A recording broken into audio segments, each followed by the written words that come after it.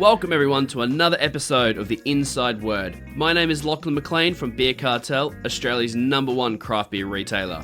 For our 12th episode, I chat to Guy Greenstone, co-founder of the Local Taphouse, Stomping Ground Brewery, and of course the Great Australian Beer SpecTAPular, or more commonly known as GABS. He takes us right back to the beginning and shares the story of how they've come to run one of the top craft beer pubs in the country, a leading independent brewery, and of course, a top 10 beer festival of the world. Thank you so much for joining me today, Guy. Thanks for having me. So you mentioned to me before that you're at Stomping Ground, one of your three main places. What's going on at Stomping Ground at the moment? Oh, geez, we're getting excited because we're going to be installing a new canning line very soon, in the next couple of weeks. So all the guys are getting ready for that. And on top of that, we're about to launch a Into the Woods series, which is our barrel-aged program that we've been working on for the best part of 2 years. And we're releasing 6 barrel-aged beers very shortly, which is exciting. Oh, wow. Can't wait for that. Will they be in cans? No, they're going to be in bottles, a mix of 750ml and 375ml bottles. Oh, awesome. I remember when I was down at the brewery maybe 18 months ago and seeing the barrels, and it's very exciting to see what comes out of them. Yeah, absolutely. And that's the thing. I mean, these things they're sitting around in barrels for months and years, and then we're doing a bit of blending and that sort of thing. So it's not the kind of thing that you can rush. So it's very exciting when it's finally coming out. So the idea with the podcast and this is to kind of delve back into some of your backstories. I think this one in particular, I think there's a great story to be told in yourself and Steve and how it all kind of came to be. A lot of people might know, or will know probably GABS and Stomping Ground, but less so maybe the Local Taphouse down in St Kilda, which I guess is the birthplace for a lot of this stuff. But before that, even, how did yourself and Steve and even yourself get into the craft beer industry? I'm originally a chemical engineer. So my very first job out of uni was in brewing. I joined a very, very large brewery in Sydney in Lidcombe, and I was working on the brewing process, sort of doing process improvement, optimization kind of work. And that was my very first, my first foray into the workforce, which I kind of couldn't believe how lucky I was being an engineer and working in beer. There was a lot of competition for that job, as you can imagine. And so I just thought that, that all my Christmases had come at once. It was the best thing ever.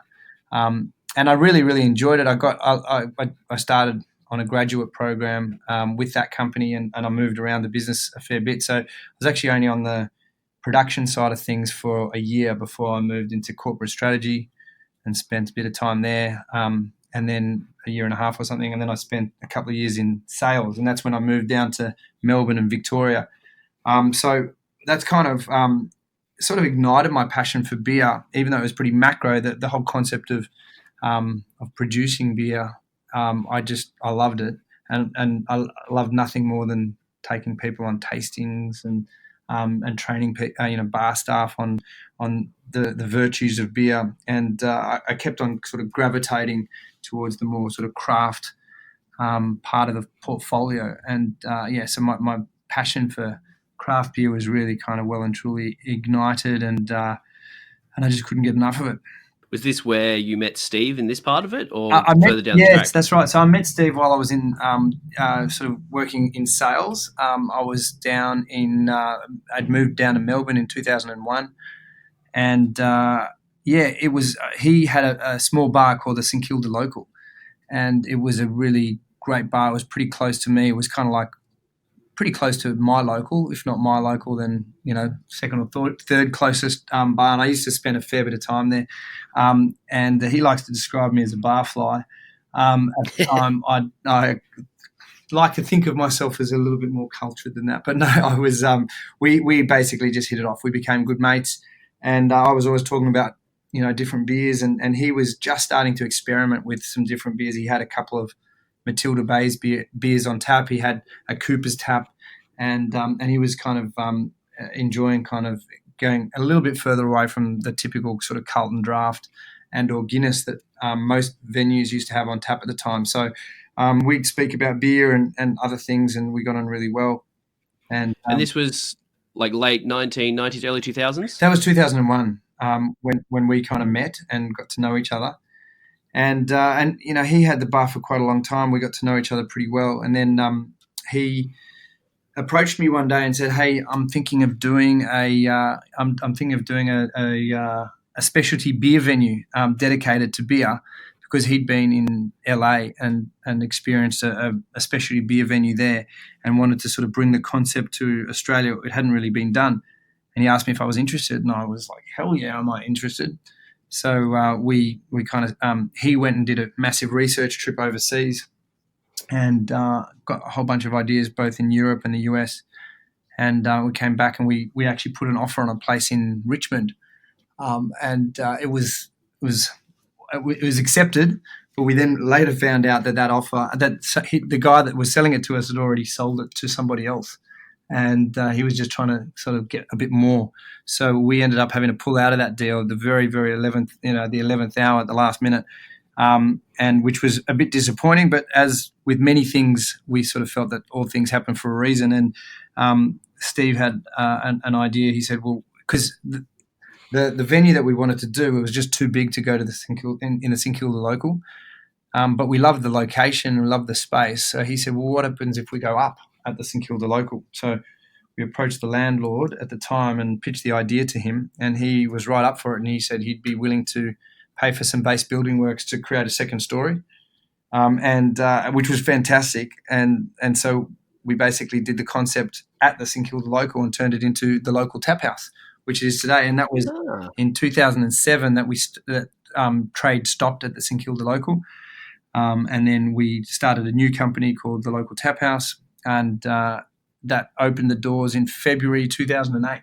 Wow. So I didn't actually realise that Local Taphouse was from the original St Kilda Local. How long had Steve been at the St Kilda Local for? Pretty much since 2001. So he'd been there for 6 years, and then and it was a kind of this shabby chic sort of bar that had a fireplace, and we'd play the same sort of closing soundtrack every night. It was a lot of fun. When I say we. I wasn't working there at the time, but I felt like part of the furniture. I was there that much. And we had a ball there, and it was a really great community, a really great vibe. And even before it became the Local Taphouse, just the St Kilda Local was very, very loved by a lot of locals, including myself. So we put the extra story on the tap house, the Local Taphouse, and you quickly established yourself in Australia as probably one of, if not one of, the premier craft beer venues in Australia. You won many awards in Australia and around the world. Was there always kind of that drive as being, I know Steve went on the research trip, but to be super high end or just kind of good Australian beers, or what was kind of the premise behind it? Yeah, great question. So it wasn't really high end that we were pitching. It was we still wanted to be accessible, and the way we used to describe it is, the Local Taphouse, local being that we wanted it to be real part of the community and part of the neighbourhood, and Taphouse being the fact that it was an ode to better beer, and we wanted to bring a great range of styles to as many people as we possibly could. And so it was, rather than sort of high end, we wanted to make it accessible, but we wanted to make really great quality and have and do beer in a way that we hadn't really seen it done in Australia before. And our dream was if people could come into the bar and ask for a beer by style like they do with wine, rather than ask for beer by brand. So, when people ask for a wine, they say, "What have you got by way of a Chardonnay or a Cab Sav?" And we thought, well, why can't that happen with beer? People were only asking by brand, but we wanted people to say, "Do you have an IPA? Do you have a sour? Do you have do you have any stouts or or dark beers, etc." So that was kind of what we set out to try and achieve, and it didn't actually take very long before everybody started asking by style, which was fantastic. And a big part of it was we really wanted to provide education, and that sort of still exists across our businesses today. A big piece of what we do is educating the market, both consumers as well as staff, very importantly, and now customers as well. So we kind of really set out to lift the bar when it came to the education piece for about all things beer, about its origins, its varied styles, its the process to produce it, etc. You mentioned there, that the tap house local tap house was always very education forefront. But I think another thing that really sticks in the mind for myself is you're also massive innovators. Always trying new things. I guess just from this, opening the craft beer bar shows that. However, there was, I guess, two other things that kind of really came out of the tap house. The first, actually, I don't actually know which came first, GABS or the Hottest 100. Good question. I reckon the Hottest 100. Just because the Hottest 100 is now older than GABS. So but it was also three things. Not only was GABS born at the local tap house, but also the Hottest 100 and also Ale Stars, which I of think course, is yeah. still one of the leading or largest sort of beer appreciation clubs in the country. Absolutely. Well, I guess before we jump onto GABS and the Hottest 100, did you want to elaborate on what Ale Stars actually is? Yeah, sure. Well, it's a gathering of like-minded, people, beer enthusiasts, led by our Ale Star czar, who's Shandy, or Andy Gargan, and he basically it started off as we would do a deep dive into styles. So we might look at saisons, and then we might look at stouts, or we might look at Belgian beers. But over the years, it's evolved, and now we get a lot of sort of showcase events where we bring in special guests from breweries from either overseas or around the country, and we kind of try to mix it up, and we showcase some of the beers that they're producing that you might not be able to get typically at a bottle shop or anywhere else, and we speak to the people behind the beers, who are the brewers, and who tell us about their story and about their passion for beer and about their inspiration for some of the beers that they've made. It's once a month on the third Tuesday of every month, and we would regularly on the bigger nights get 100 people showing up. Oh, wow. On the smaller nights we might only have 50 or 60, but it's just a really great fun night. In fact, we've got it tonight. Who's up tonight? Wolf of the Willows. We've got Scott and awesome. Renee coming in to chat to us about their journey so far, and interestingly, they were Ale Stars before. Well, Scott was. He was an Ale Star before he started the brewery. So we're really proud of the fact that both he and Derek from Bad Shepherd actually were Ale Stars before they started their own breweries. So unfortunately they don't get to come very often anymore because they're so busy with their businesses. But we still always have their beer. Well, most of the time have one or the others or both of their beers on tap as well. When was the first Ale Stars held? It would have been in 2008. There's a lot of conjecture. 2008 in, I think it was August. It was either July or August 2008. Wow, so right back at the start. Yeah. So what's that? So that's 10 years, over 10 years now. So 130 odd Ale Stars? Yeah, there's been a lot. And that's very impressive. It's been, and I couldn't even tell you how many beers we've tasted, but it's and Shandy's been the Ale Star czar the entire time, and he's fantastic. He's a lot of fun, if you can understand what he's saying. He's got a very strong Scottish accent, but he's a lot of fun. We always have a laugh, and there's people that have been with us right from the very beginning. That's absolutely fantastic. I guess the other two kind of things we were talking about before, GABS and the Hottest 100. I guess we'll start with the Hottest 100. How did that all come to be? Yeah, good question. Well, we kind of were tapping so many different beers, and some of the beers that had never really seen the light of day outside of where they were produced. And it started a little bit of fun. We thought, why don't we run a poll among staff to find out what their favourite beer of the year was? And we'll release the findings, and same day that Triple J releases their findings for the Hottest 100. And we got and back then it was very, very low fire. We would basically get people to vote, and we'd collate it all in a spreadsheet. I think we set up a web form, like a Survey Monkey kind of form, and we'd get people to put their votes in for their favourite beers of the year. And then we'd have to collate them all and, remove any duplicates. And I remember Justin Joyner, who is our partner, collating all the data and having to clean it and fix it up, and then we'd kind of announce the winner, and that and it just sort of grew.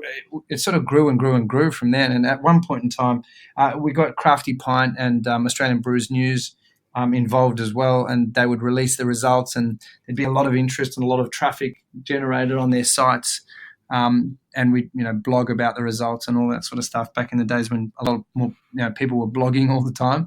And and it just kind of really gathered momentum and gathered speed up to the point where, this last year we had over 33,000 people vote or something like that, which is growing and growing. So it's now sort of almost become a barometer of what's hot in beer. And there's always a lot of controversy because people say, oh, it's just a popularity contest. And actually it is. It's basically... What is what it is? It's exactly what it is. So people vote for their favourite beer. It's not the best beer necessarily. If you look at the winners, they've all been outstanding beers and very deserved winners. But it's not like a blind tasting competition. It's about the entire package. So what the beer represents, the style of beer, how widely available it is, its personality as well as its flavour. And those are the beers that tend to resonate. And if you look at the past winners, Hop Hog was up there for a few years. Little Creatures Pale Ale was up there for a few years. Stone and Wood Pacific Ale has been up there for a lot of years. XPA from Bolter has been up there for a couple of years. And even Murray's Icon Double IPA was right up there in the very, very early days. So it's always been pretty Pale Ale and IPA kind of dominated because that tends to be the beer styles that really resonate with craft beer consumers, I guess. But it's always been really interesting to see, and you can see how well Bolter's doing. It's not obviously as a result of the poll. And Pirate Life, I think topped it one year or got pretty close. But it's always a good barometer for what's really popular out there. Yeah, I think as you said, it's a popularity poll and it's not the best beers, but I think what it does do really well is it's a snapshot of the current industry. And I guess if you look at the beers that featured in the hottest 100 or just gone versus say 2 or 3 years ago, you can see, New England IPAs are tearing their way through with like Jedi Juice being top 10 for limited release beer. It's a real snapshot of where we are at the moment. Absolutely, couldn't agree more. And also things like sours kind of creeping into the mix and gozes and that sort of thing. But and it's also in some ways quite telling when you look at which beers are doing really well that aren't pales and IPAs, and that's kind of a really good barometer for either how popular that particular beer is and what a great example of that style it is, but also some of the other styles that are coming into vogue, as you've just said. Do you think, yourself personally, do you have any, I guess not problems, but there's a lot of breweries when it comes to, hottest 100 times about really trying to generate interest to garner votes. And I think last year in particular, there was a number of people who were actively trying to get, people who possibly haven't even had the beer before trying to vote for them. Do you think that's an issue, or is that just kind of part of the process? No, well, I mean, so we make the rules pretty clear, and the rules are that you can't sort of solicit votes. You can say, please vote, but you can't have any kind of inducements in order to vote. Like you can't offer a prize for voting, and you can't say, if you vote, you'll get this. It's more along the lines of, by all means, spread the word and ask people to vote. Say, if you like our beer, please vote for us. But, having... putting pressure on people to vote who haven't tasted it, is out of the spirit. And we're lucky. We've got a lot of people that understand how the nature of the competition and the nature of the poll, and we get a lot of feedback all the time from anybody who's noticed anything that's kind of a little bit suspect, a little bit fishy, and we investigate it, and we shut it down or we disqualify if we feel people have breached the spirit of the rules. Obviously, it's now that it's got to a particular size, it does have some commercial implications. If somebody gets in the top 10 or the top 5, there are retailers and venues right across Australia that are actually taking note and finding out what are the hot beers, and if they want to get them, then that can have a commercial impact on the brewery. So there's a real incentive to try and get high votes, and so with that comes extra need to be vigilant that people aren't bucking the system. I think at the end of the day as well, if breweries are kind of obviously not incentivizing, but if they're spreading the word and getting people to vote for them, they're only kind of expanding the craft beer reach, and more people are going to try craft beer, which is going to strengthen and grow the industry. Anyway, so it's not really a bad thing. No, as long as they're doing it within the spirit. Yeah. Inducement's no good. But if you're sort of shouting from the rooftops, hey, please vote for us if you like our beers, we think that that's absolutely within the spirit. Especially if they get people that have never had those beers to try them. It's just more people onto craft beer. Yeah, exactly. So I guess for the Hottest 100, is there any kind of plans for it, opposed to just continue growing it? Is there any tie-ins? What do you see for it in the future? The Hottest 100? Yes. Look, we want it to continue. I mean, there's already been a couple of spin-offs in a way, in that we now release the next 100. So from 101 to 200. We also look at a couple of sub-lists, which are the beers that have been released that year. So how they're faring, because some of the feedback we've been getting is it's the same beers every time, up in the the top in those top sort of 5 or so. So what we've started to do is releasing a list of the hottest new beers, the hottest beers in particular styles, the next 100, so that we've got some of those sub lists that can give you a really good indication of what is doing really well, that might not feature as prominently in the Hot 100 because of the fact that it's dominated by beers that have been around there for quite a while, have got quite wide distribution, or are a particular style. So those sub lists, I think, are really kind of a great, a great sort of showcase of different information. And also there's all the infographics that the likes of Crafty Pint produce, which show where the beers are coming from in terms of state, and where you guys produce some good stuff as well. Where different parts of the country that the beers are coming from, and and all that sort of stuff. I think a lot of the time, as we said, it's a bit of a snapshot of the industry. So there's not usually too many things that kind of stick out and go, oh, wow, I wasn't expecting that. I know I've got a couple that kind of stood out to me, but was there any points in the list when they're coming out and you were like, oh, wow, I didn't see that coming?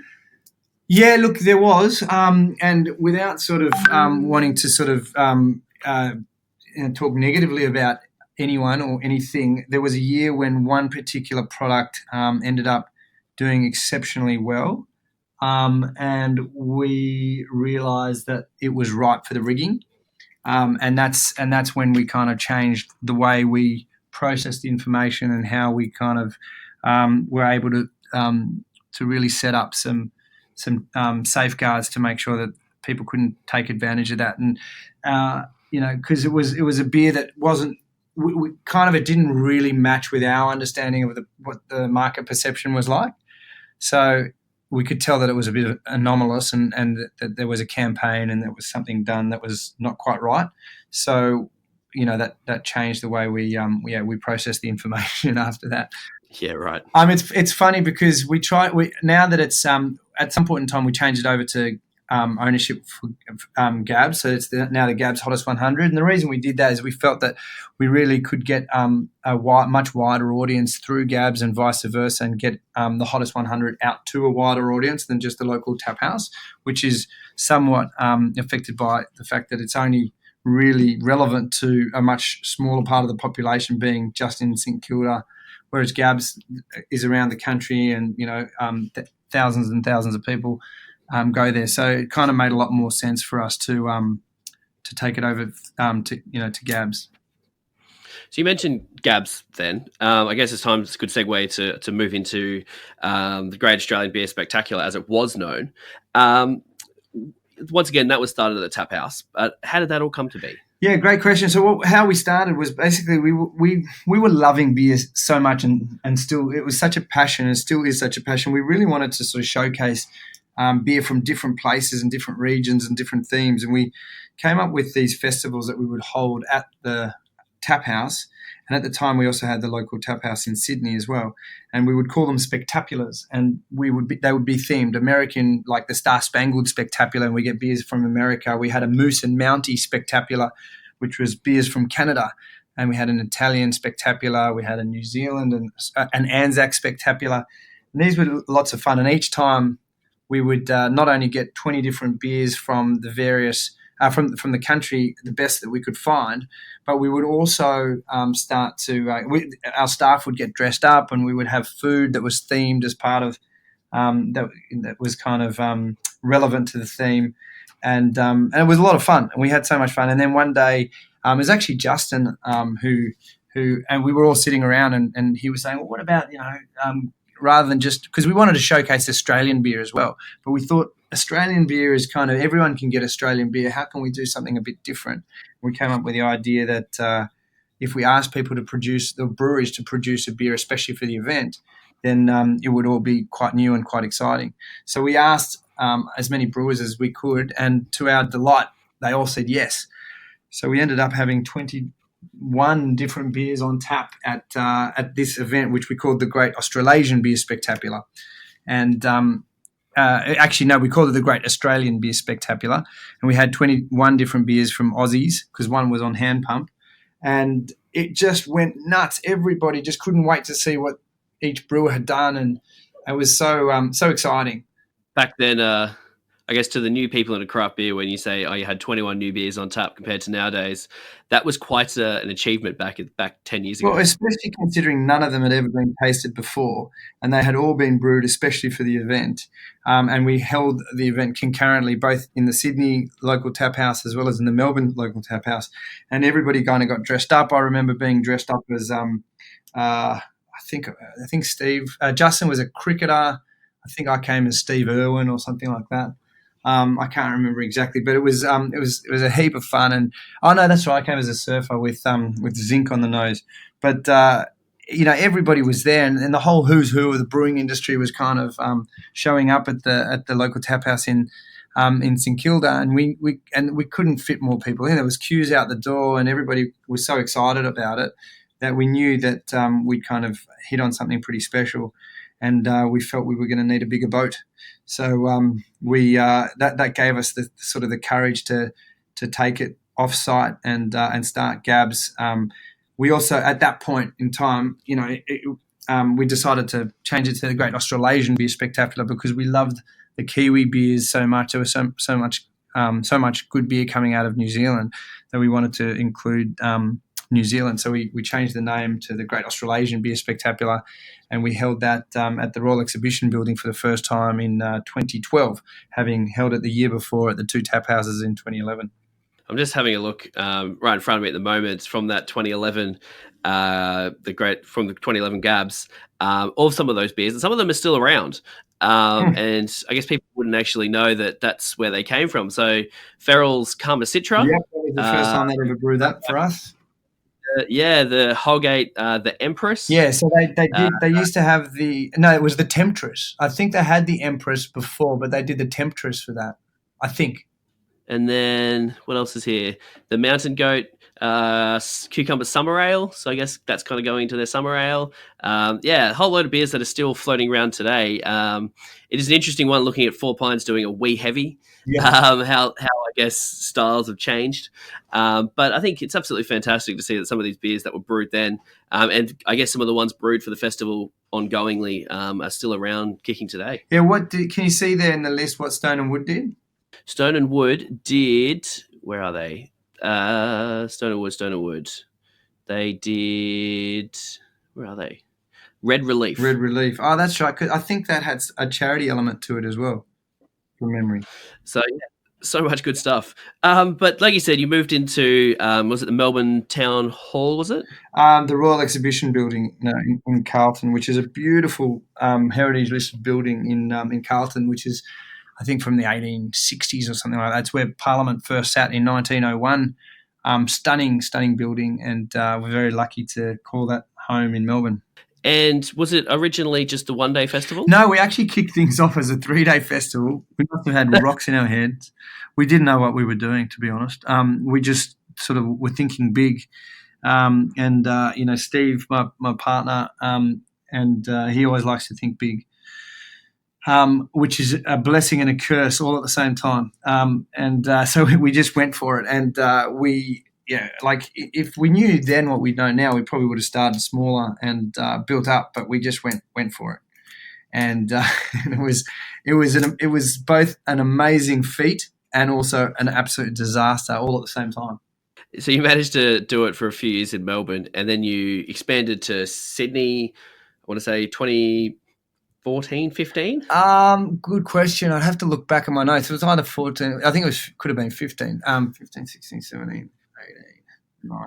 It was Yeah, definitely in I think it 16. was 15. And so Sydney, you were at the Redfern Carriage Works now, at the where are we, the Yeah, we were actually at the Australian Technology Park across the railway line from the Carriage Works in Everleigh, and which is sort of Redfern, and that was a beautiful space as well. But we outgrew it after a couple of years, notwithstanding the fact that they were actually going to develop it as well. So now we've been at the showgrounds in Homebush for the last 3 years, and we did 2 years at the Australian Technology Park. So 5 years in Sydney altogether.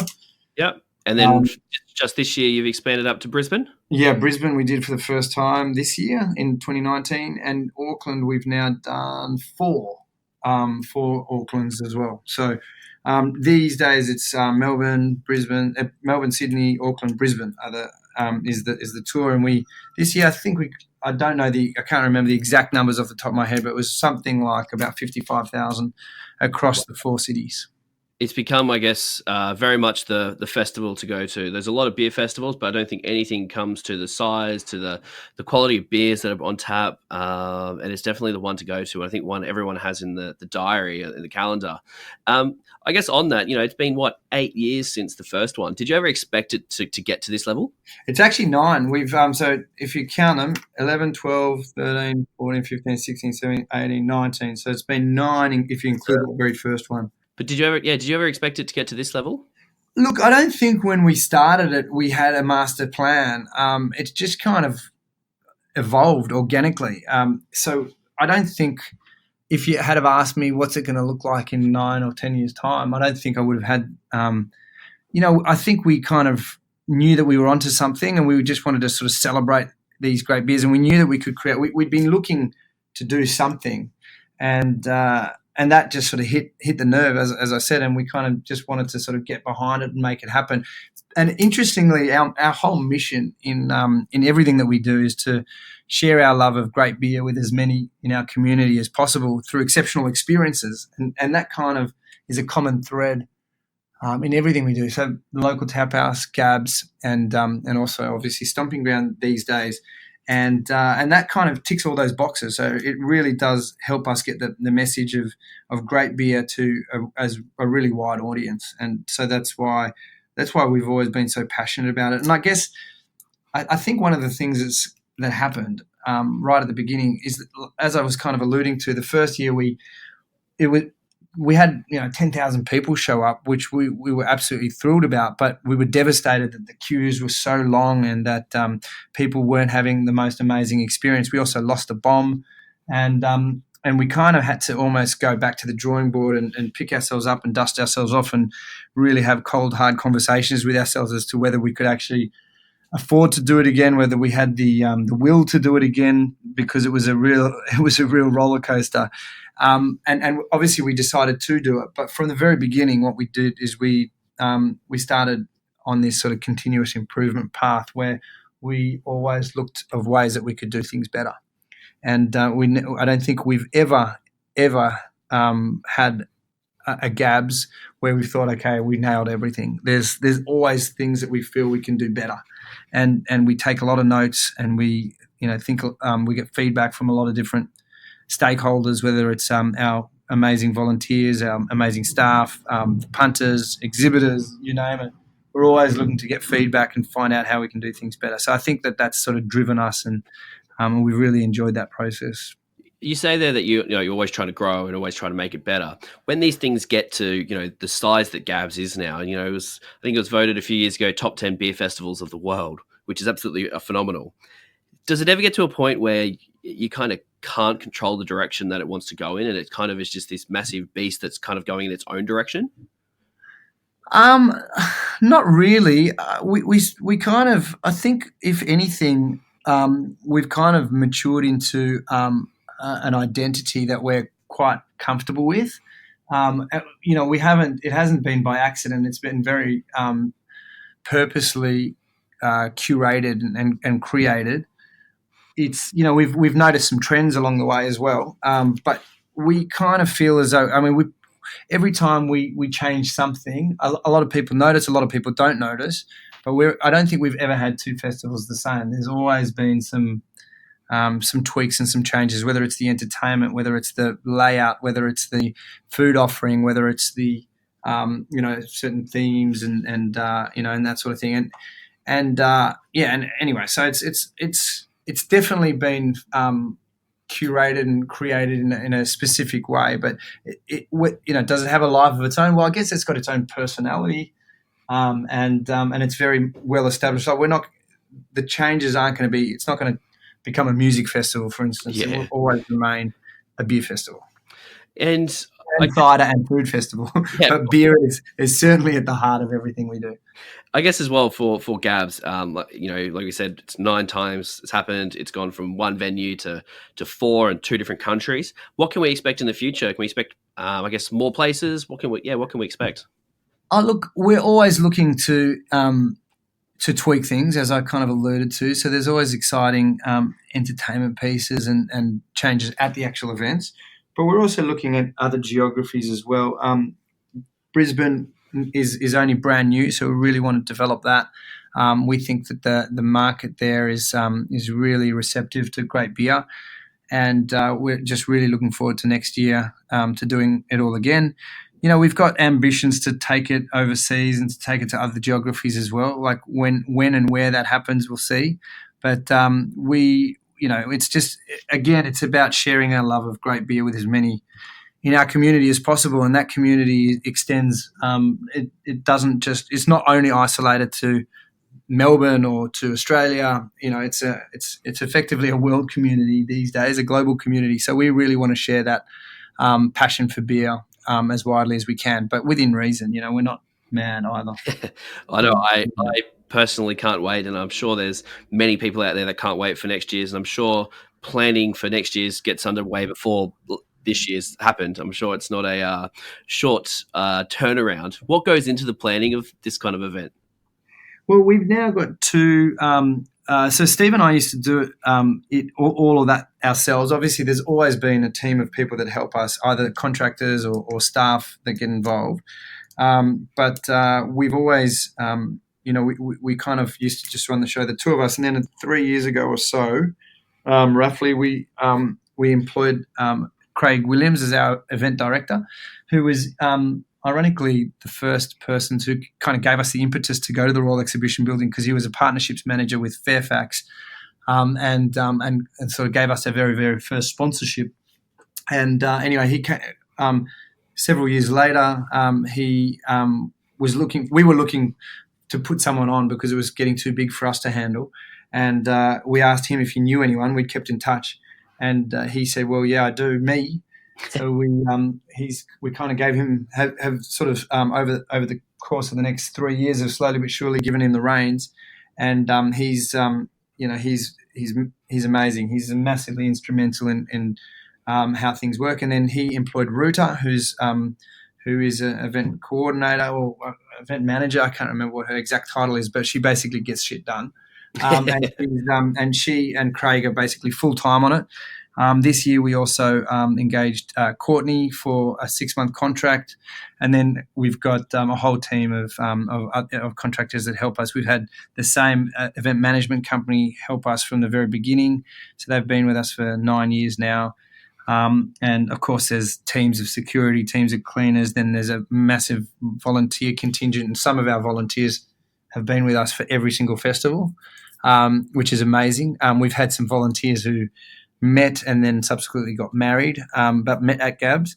And then, of course, staff, whether it's bar staff or behind-the-scenes staff or coordinators. It's just, it takes hundreds of people to put it on, but we've only got, surprisingly, aside from myself and Steve, we've only got 2 full-time staff. Oh, wow. That's so, yeah, but planning and production happens now. It's a year-round thing. It's a it's a 12-month process. It used to be that we'd try to cram it into 4 months or 5 months, and we'd almost die. And that's why when Craig and Ruta came on board, they kind of saved our lives. Yeah, these things certainly don't just materialize overnight. There's a lot of planning and a whole lot that goes into it. If you're looking for any of the Stomping Ground beers, new releases, or an old favourite, be sure to check out the Beer Cartel website at beercartel.com.au. We've talked about the Local Taphouse, Hottest 100, GABS, 3 incredibly successful ventures. You then go and open a brewery. Was that just a natural progression? Yeah, it sort of felt like a natural progression, and weirdly, we kind of did consider it in the very early days when the Local Taphouse was just born. And in some ways, I wish we'd started right back then. At the time, we sort of had our hands full developing the Local Taphouse, and we wanted to bring the best beers that we possibly could to the taps, and we felt that was best served by not brewing our own beer, but by cherry picking the best that we could find. But after being at the sort of the coalface of consumers, of selling beer for a period of time, we kind of felt we really had a good understanding of the consumer desires. Also, we just loved beer, and we just felt it was the right thing to do in the right time to start making it ourselves. So Stomping Ground came to be. When did that open, and what's Stomping Ground? So Stomping Ground, it came to be, well, once upon a time, Collingwood, which is where Stomping Ground sits, it was the epicenter of brewing in the whole of Australia, certainly in Melbourne.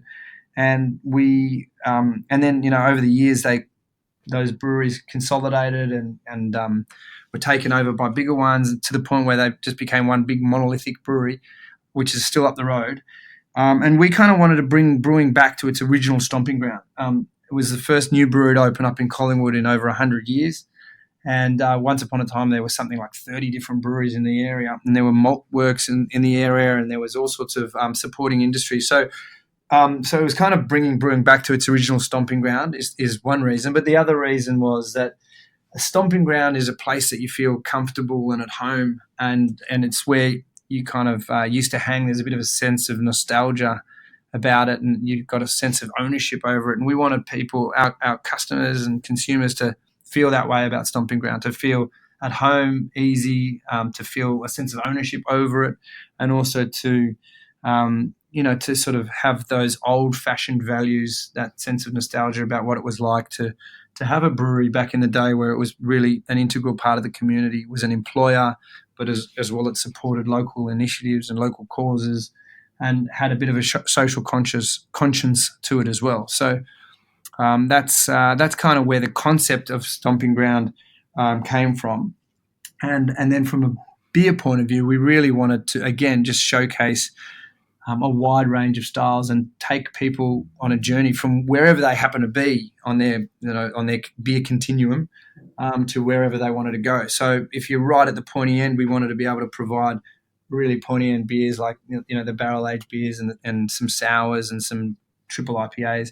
But if you were just new to beer and just really, we kind of feel that there's a really important place for people just discovering better beer, and so we do a tiny foot, which is 2.5%, a 2.5% IPA. We also do lagers, brown ales, Russian Imperial Stouts. We do the whole range, and we really pride ourselves on that range of beer that we really want to kind of showcase and take to the people.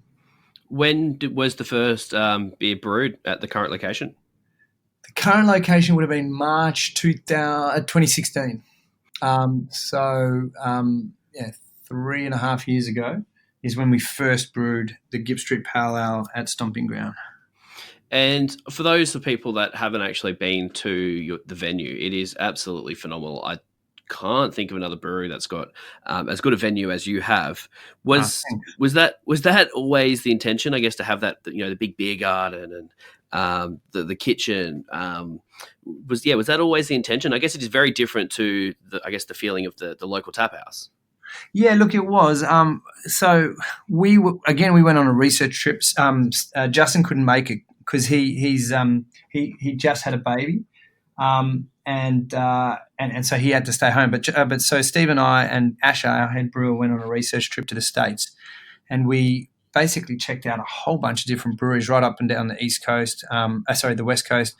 They went over to the East Coast before I went back, but we also went. They went to Colorado as well, and we checked out all these different breweries, and we were overwhelmed by how amazing the beer was. But by and large, we were underwhelmed by the level of hospitality offer that was out there.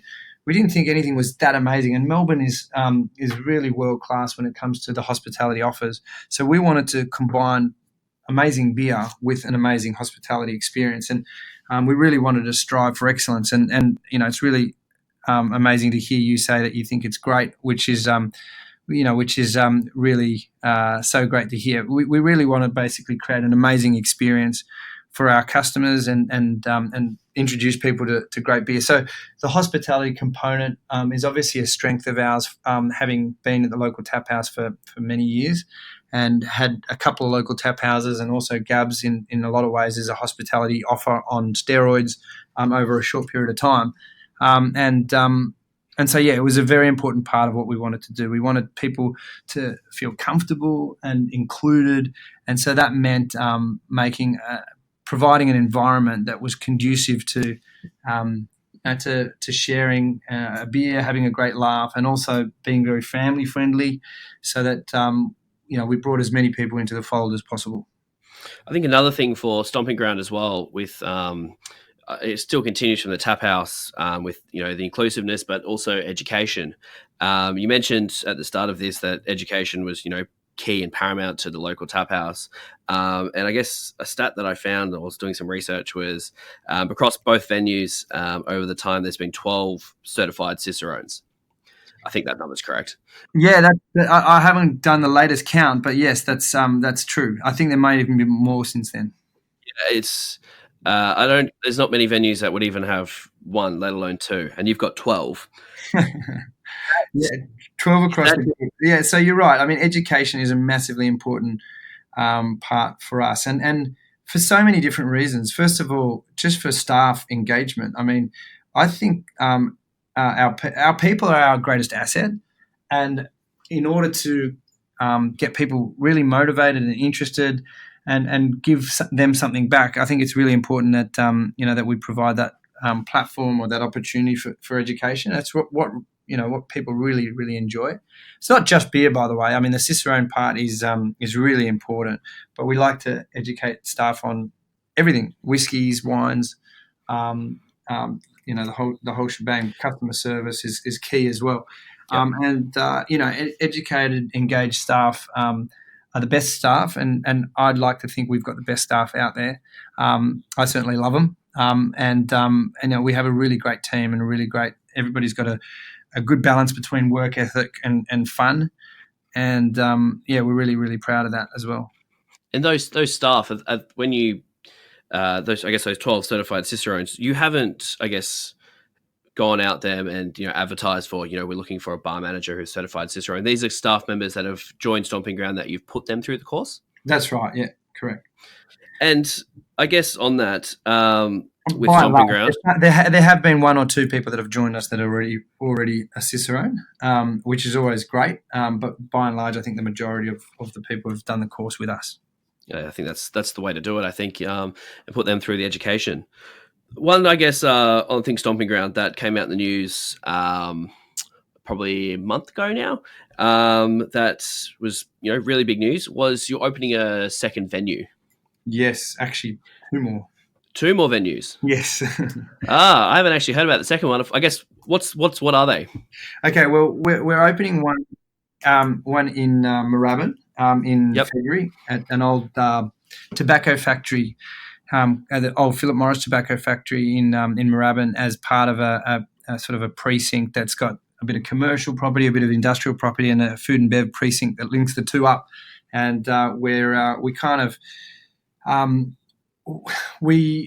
that whole hospitality piece is something that is really something that we love doing, and we love people to come and experience our brand. But we kind of wanted to do it in a way that was very sensitive to our customers, and we didn't want to sort of open up a venue in the heart of where our customers were, because we didn't want to sort of get we didn't want to sort of ruffle any feathers by sort of being competitors effectively. So we really wanted to go a bit more in an industrial location, and so we found something that wasn't in the heart of our customer base, but also serviced a particular demographic where there wasn't much for them at all in that particular area. So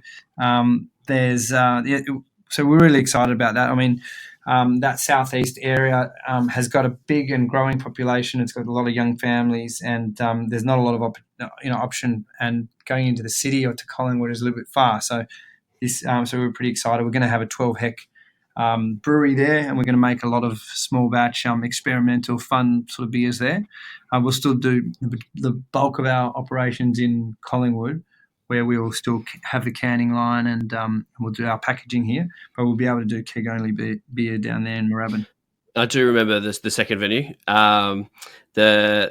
I guess I'll let you explain it. This one is super exciting. What's the second new venue you're opening? So the second new one is the airport. So, and that's going to open mid-December. So that's hurtling along, and we're really excited for that one. It's basically a space that's about 350 square meters or so, where in Terminal 3 on the air side. So you've gone through security in the Virgin Terminal. And we're going to have the first brewery in an airport in Australia, and I think only the second in the Southern Hemisphere. We originally thought we were the first, but it turns out there's one in Johannesburg, I believe, and only about the fifth in the world, from my understanding. Wow. And yes, which is really exciting. So we'll be able to brew beer at the airport, which is going to pose a whole bunch of headaches. How do you get malt and hops and everything through security every time? But that was going to be one of my questions. Yeah, we love a good challenge. So that's exciting as well. And look, it's a small brewery. It's only like a pilot, so it's a 6-hectare brewery. And we'll be able to brew hopefully a couple of times a week, create a small number of beers that are only available on site. And so that's really exciting. And we've had a lot of fun coming up with some names for what the beers could be called, all sort of airport and aeroplane and aviation themed. I'm sure you can let your imagination run wild as well. But if anyone's listening to this and has some great suggestion for a aviation style name for a beer, please feel free to send it through. You mentioned that there's challenges that's going to be associated with brewing beer, not just at an airport, but through the security part of the airport. Are you able to tell us what some of those challenges might be? Well, I mean, just as you can imagine, everything associated with operating at the airport, certainly on the air side, through security means that, staff have to go through, suppliers have to go through, everything has to go through. So it just you have to add a whole bunch of time to the delivery process and to the operations process in order to make that happen. So it just makes it more complicated. It's not as easy as going, oh shit, I need some of this. I'll just go down the road and grab it. You kind of the suppliers have to be authorized. There's a whole bunch of a process that goes through it, goes with it. So that's kind of that poses some challenges. And what was, I guess, the process of, applying or trying to get the brewery in the airport? I can't imagine there's advertisement saying looking for new brewery in Melbourne Airport. How did that come about? Well, we kind of it was a cold call actually.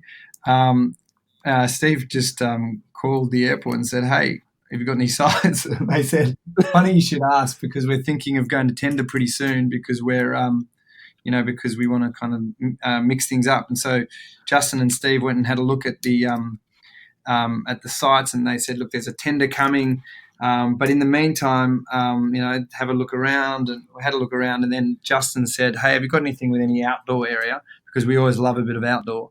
And they said, "Well, we don't, but funny you should ask that, because we don't know what to do with this space in between Terminal 3 and 4. And would you be interested in doing it?" And we said, so we looked at it, and it looked like an amazing space. It was a bit of an unknown because it was outside before you kind of even get into the airport. And they said, "Look, if you guys are interested in that, we could probably do something." So but you need to do it by December. This is about 5 weeks before, this is in kind of the end of October. Because you can't do anything, aside, if you don't do it by December, you can't do it at all. So we kind of said, do you reckon we can do it? So we did, and we did a pop-up there for the next 2 summers, and operated there for 13, 14 weeks over summer. And it went really well. It was a great, the airport loved it. The staff at the airport loved it. And for us, it was great because it just sort of showcased our brand, at airport, at the gateway to Melbourne, and we're kind of really love to celebrate Melbourne's culture. That's what we're all about. So the gateway to Melbourne, being Melbourne's airport, was just a really great, logical place for us to be. So that kind of ended up boding well for when the tender process actually did end up, going live, and we ended up winning the contract, which is great. I can't wait for the next time I'm in Melbourne, and then hopefully the brewery will be open then, and to finally be able to get some good beers at the airport, which is sorely being lacked in Australia. Yeah, no, we're super excited by it as well. Can't wait. So I'll be flying a lot more Virgin, I think. So it's in the Virgin terminal. So that's who we need to fly to get access to it. Correct, yeah. So it's security in the Virgin terminal.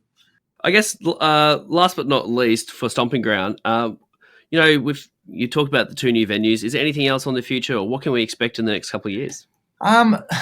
Look, I guess for us, we're kind of like a lot of other small breweries. We're kind of figuring things out as we go. We're just we're very, very lucky. The beer community and the brewing community is really collaborative and supportive, and it's getting very, very competitive. There's a lot of new players emerging all the time. And, you're starting to find a couple of people, a couple of breweries not going so well. But the one thing that I'm just enormously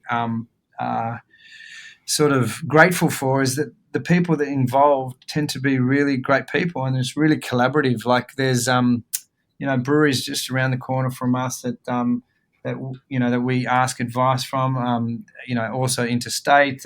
People have been so helpful and supportive, and by the same token, when there's new up and comers sort of that we're speaking to, we have Dollar Bill sort of every now and then produce some work here. We've done the same thing for Molly Rose. They've produced some work here. We got help from Bodrigi recently. We've run out of salt. And we go pick it up from there. The guys from Fixation come and wash their kegs here every now and then. And we borrow. We went to Stone and Wood and went through their sensory program, and they taught us what they're doing, because we've added a sensory program to what we're doing now, which we're enormously proud of. It's just helping us really elevate, to lift our game when it comes to beer quality. All of these things are. The industry is so collaborative, and we're really enormously grateful to be a part of it. And I guess it's going to get harder and harder. But as long as we can carry on being nice to each other and collaborative, that's the main thing.